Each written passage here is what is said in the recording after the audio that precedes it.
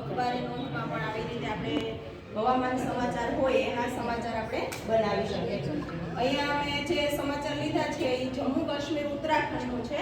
હિમવર્ષા જે થાય છે દર વર્ષે, એમાં પ્રવાસીઓ આપણે વેકેશનમાં વિચારતા હોય પ્રવાસમાં જવાનું, તો એને અનુલક્ષીને છે કે વાતાવરણ કેવું હોય.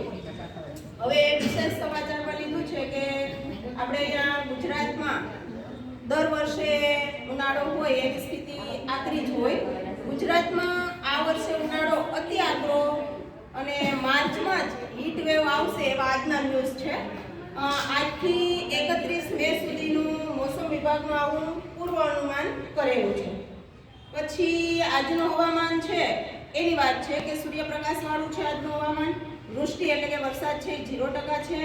ભેજ છે એ 76% છે. પવન છે એ 18 કિલોમીટર પ્રતિ કલાકની ઝડપે રહેલો છે.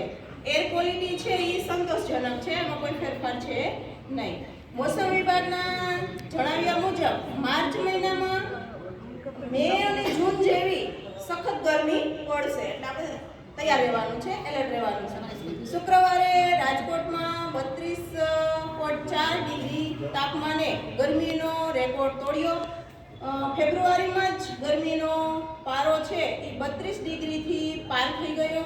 આવી રીતે આપણે આજુબાજુનું જે વાતાવરણ છે એમાં ઉનાળાની શરૂઆત ફૂલ જોશમાં થઈ ગઈ છે. બસ આ રીતે અમારા હવામાન સમાચાર હતા. અહીંયા પૂર્ણ.